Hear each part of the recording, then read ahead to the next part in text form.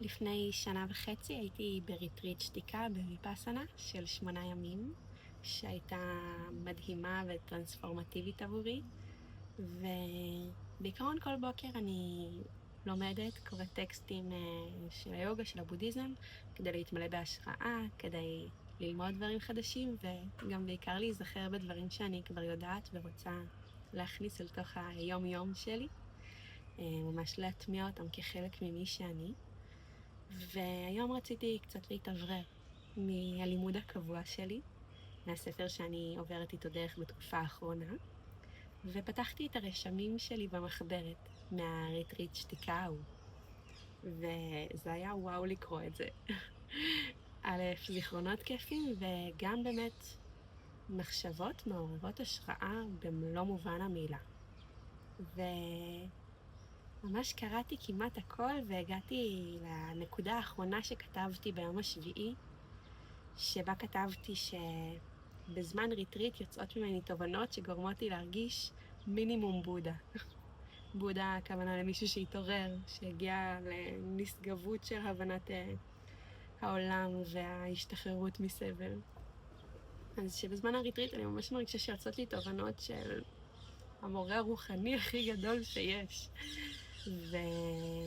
ושאז אני מבינה שזה לא עניין של אם אני בודה או לא בודה, אלא עניין של התנסות ישירה. כשמה הכוונה בהתנסות ישירה? אני אוהבת את הדוגמה שאומרים, את לא יכולה להבין מה הטעם של תפוז אם לא תטעמי תפוז.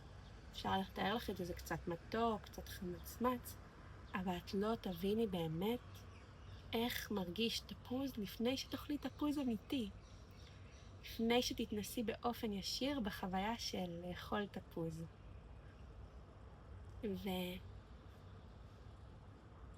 ואני חושבת שזאת באמת החוויה שקורית בריטריט שתיקה, בריטריט שבו אנחנו ממש מסירים את כל הגירויים שמפריעים לנו לראות באופן ישיר ביום יום, שממסכים ומערפלים ומקהים את התודעה שלנו, ויש איזושהי האטה. ובתוך ההאטה הזו אפשר להתחיל לראות דברים בבהירות. לראות איך דברים מגיעים ואיך הם חולפים, זו ממש החוויה במדיטציה.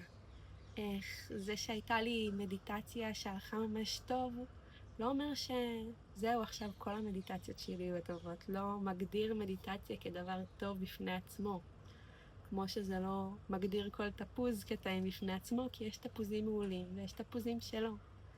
ואפשר ממש להסתכל על זה בתוך מערכות יחסים בחיים שלנו, שאנחנו כל כך רגילים למצק אנשים לתוך איזושהי חוויה שלנו מהם. זה האדם שאני אוהבת, זאת החברה שתתמוך, הוא צריך לתת לי ככה, ממנו אני מצפה לדבר הזה והזה.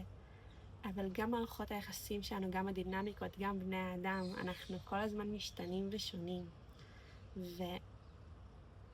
ומה אם אנחנו לא נמצק קשר כלשהו לאיזשהו אופן? מה אם לא נמצק איזושהי חוויה או התנסות? אולי קשה לי לעשות ספורט, ומבחינתי כל פעילות גופנית היא עונש.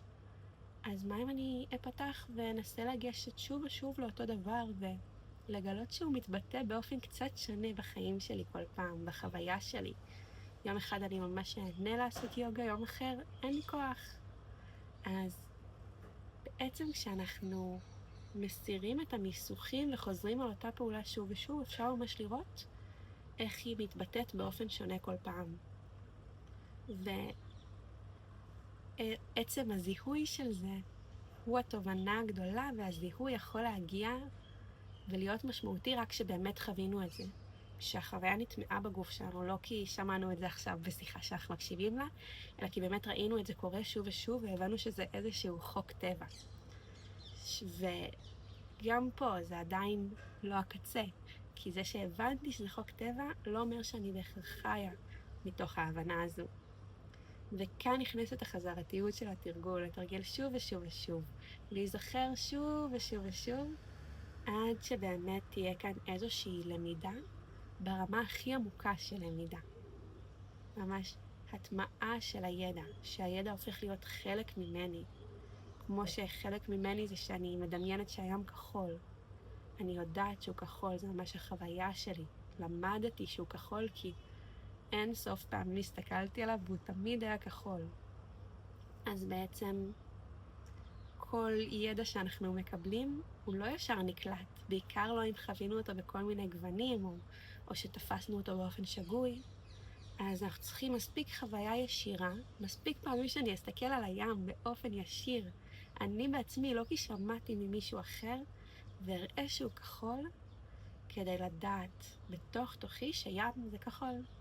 לדעת בתוך תוכי שהאופי של כל החוויות הוא משתנה, הוא חולף, הוא זמני. שהאושר שזה הביא לי פעם אחת, הוא לא יהיה כאן לנצח, שהכאב שזה הביא לי פעם אחת הוא לא יהיה כאן לנצח. שיש פה איזשהו מנעד של חוויות בתוך התנסויות שונות ודומות, שהתבטא אחרת בכל רגע ורגע.